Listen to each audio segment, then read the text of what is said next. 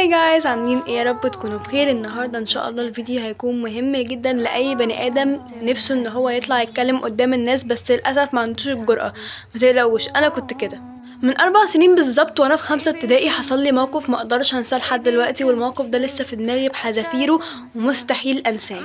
كان نفسي اطلع اذاعه في المدرسه، وقررت ان انا وصاحبتي هنطلع الاذاعه بتاعه المدرسه وهنغني اغنيه لرمضان، بما انه كان رمضان قريب مننا فكان هنعمل اذاعه عن رمضان. وانا وصاحبتي قررنا ان احنا نطلع نغني الاغنيه. كنت واقفه مستعده ان انا ادخل دوري انا وصاحبتي يجي وندخل الاذاعه، وكنا فرحانين قوي وقلنا ان ده هيبقى احلى يوم في حياتنا. بس حصل اللي ما كانش ينفع يحصل.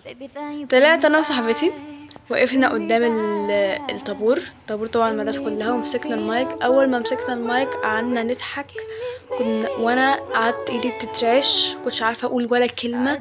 اليوم ده كان اسوأ يوم في حياتي بجد. لقيت لدرجه ان المستر اللي كان واقف جنبنا بص لنا كده، قال لنا شكرا مش عايز منكم حاجه، وخد مننا المايك.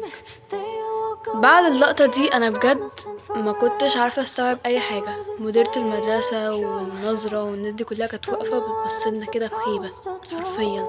اليوم ده انا قعدت اعيط كله، وانا وصاحبتي قعدنا نعيط واتخانقنا مع بعض. يعني كده كنا صغيرين فكناش متقبلين خالص ان ده يحصل لنا، وقعدنا نعيط. كان يوم وحش جدا جدا جدا، واليوم ده فضل معلق في دماغي لحد دلوقتي. كان عندي فوبيا من ان انا اطلع ان انا اتكلم قدام الناس، مش عايزه اتكلم قدام الناس، بكره كده، خايفه وكده والكلام ده كله لحد تالتة اعدادي. اللي حصل بقى من اسبوع، الميس بتاع الدراسات قالت يا بنات في اذاعه هنطلع نتكلم، ايه رايك ننظموا الموضوع وننظموا الفقرات وهنشوف مين اللي هيطلع. وهي اوريدي لقيتها بتقول لي نور خدي انت الكلمه. انا قلت لهم بصوا يا جماعه انا مش بطلع اذاعات، لكن في نفس الوقت قلت ايه، انا مش هقدر ان انا اتغلب على خوفي غير لما اقف قدام الناس. اي حاجه انت بتخاف منها لازم تواجهها لازم. فقررت ان انا هدخل الاذاعه دي. قلت لهم ايه، قلت لهم يا جماعه بصوا، تدوني كلمه قصيره جدا اطلع كرها وامشي، تدوني حاجه طويله جدا بس تكون متقطعه زي المقدمه اللي هو مع الحديث والطالبه نقف، ومع القرآن الكريم والطالبة نقف، ومع كذا كذا والطالبة. فأكون أول مرة بس متوترة، بس بعد كده أكون خلاص اتعودت.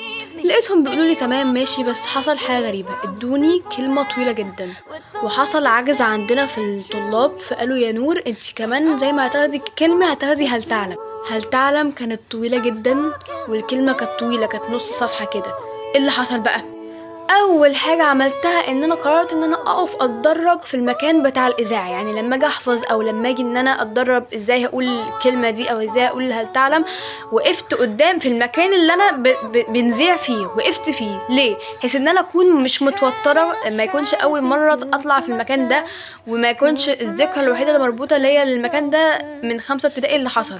فكنت بتدرب في المكان ده على طول. لما جيت اتدرب اول مره غمضت عيني وتخيلت ان الناس دي كلها قدامي. الموضوع كان صعب جدا رغم ان ما كانش فيه اي حد، لكن الموضوع كان صعب جدا. ان انا فلاش باك لكل اللي حصل زمان، ما كنتش عارفه اتخطى. قعدت مع نفسي قلت لنفسي يا نور لا، ما ينفعش، لان اي شخص ناجح في المجتمع لازم يقف يكلم الناس. اي شخص ناجح لازم يقف يتكلم مع الناس لازم. فقلت لا، انا لازم السكيل دي تبقى فيا. فقررت ان انا اقف، ومفيش حاجه بتضحك، مفيش حاجه بتوتر. انا واقفه قدام طلاب زيهم ومدرسين عاديين، انا مش انا تمام، انا زي الفل. لحد ما جه يوم الاذاعه. يوم الاذاعه بقى في الباص، يا رب وفقني يا رب، انا خايفه، انا مش عارفه ايه.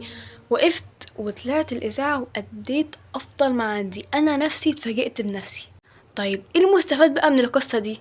ان اي حاجه انت بتخاف منها او انت بتخافي منها، سواء انت مثلا بتخافي من اي حاجه في الدنيا، لازم تواجهيها. الخوف ده بيكون اشاره من المخ، اشاره بتبعت لنا ان خدي بالك، انت في حته خطر. انت بتخافي مثلا من الصرصار، هتلاقي مخك بيبعت لك اشاره خدي بالك انت بتخافي من الصرصار، دي اشاره اللي هو احمي نفسك. الخوف ده حاجه بتظهر للبني ادم عشان تقوله ان هو يحمي نفسه. فجربي ان انتي تحتضني الخوف بتاعك. اول ما الخوف يبدا يحذرك او مخك يبدا يحذرك ان خدي بالك انتي في حته خطر، تبداي ان انتي تهدي جسمك. ما تقلقش، انت مش في حته خطر، دي مجرد حاجه هنعملها وخلاص. خصوصا ان الحاجه دي احيانا اخطر حاجات بنعملها هي تكون السبب ان احنا نتقدم لقدام. وبجد دي كانت احسن حاجه عملتها في 2025. مش احسن حاجه، لكن دي كانت من ضمن الحاجات اللي انا كنت متاكده ان انا مش هعرف اعملها دلوقتي ولا هعرف اعملها في السنه دي. وبجد يا جماعه انتوا اول ما بتتخطوا الكلام ده بتحسوا ان انتوا فخورين بنفسكم جدا جدا جدا. لذلك عايز تقف تتكلم او عايزه تقفي تتكلمي قدام الناس، اول حاجه اول خطوه تعمليها لازم تقفي تتكلمي قدام الناس. لازم تكوني هاديه محتضنه خوفك ومتيقنه ان اللي قدامك مش هيأذوكي، وان اصلا 50% من اللي قدامك مش بيبقوا مركزين معاكي. وحتى لو مركزين معاكي انتي واقفه قدام بشر طبيعيين زيهم زيك عادي جدا، ولا هيأذوكي ولا اي حاجه. بالعكس ده ممكن يسقفولك ويفتخروا بيكي لو انتي قلتي الحاجه دي صح. التوتر هو مجرد اشاره من المخ بتحذرك ان انتي في حاجه حواليكي خطر. تسألي نفسك هل اللي حواليكي خطر؟ هل الناس اللي حواليكي خطر؟ لا مش خطر. ايه أسوأ حاجة ممكن يعملوها؟ ينتقدوكي؟ عادي ما ينتقدوكي. على فكرة انا بعد ما قلت هل تعلم الكلمة، رغم ان انا قلتها بطريقة تحفة جدا الا ان محدش سقفلي. الاذاعة بتاعتنا هم حرفيا كرموا كل اذاعات الاسبوع الا بتاعتنا، رغم ان بتاعتنا كانت تحفة. لكن ده كله ما فرقش معايا على قد ما فرق معايا ان انا اديت اللي انا كنت بالطريقه اللي انا كنت عايزه اديها. بالعكس انا اديت افضل من كده. لازم تقفوا. اول حاجه انكم تواجهوا، تاني حاجه قلت انك تواجهوا خوفكم. تاني حاجه، لا اول حاجه تواجهوا خوفكم.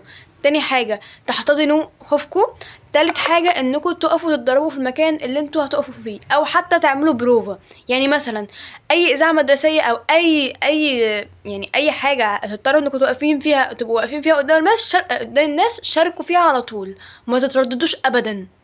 حاولوا انكم تتدربوا على فكره انكم تبقوا ماسكين مايك، حتى لو هتمسكوا شوكه، حتى لو هتمسكوا اي حاجه، بس فكره انكم تبقوا واقفين ماسكين مايك، حتى لو هتأدوا قدامه الدباديب تبقوا واقفين ماسكين الحاجه اللي انتوا ماسكينها قدامكم الدباديب، متخيلين ان الناس دي هي اللي بتسمعكم، والدنيا اللي حواليكم تكون مهيئه لكده، ان انتوا عادي احنا مش خايفين، انا زي الفل. الخوف ده نتيجه لان هو فاكر ان اللي حواليا في حاجه خطر حواليا، بس انا ما فيش اي حاجه خطر حواليا، انا هطلع اقول الكلام اللي انا عايزه اقوله، بس الفرق ان هو هيكون بشكل عادي وكثافة من الناس اكتر هتسمعني. بس كده وبس كده. هو ده كان الفيديو بتاعي. اتمنى تكونوا استفدتوا من القصه بتاعتي، واتمنى انكم تواجهوا خوفكم وانكم توقفوا قدام الناس وتحققوا كل احلامكم.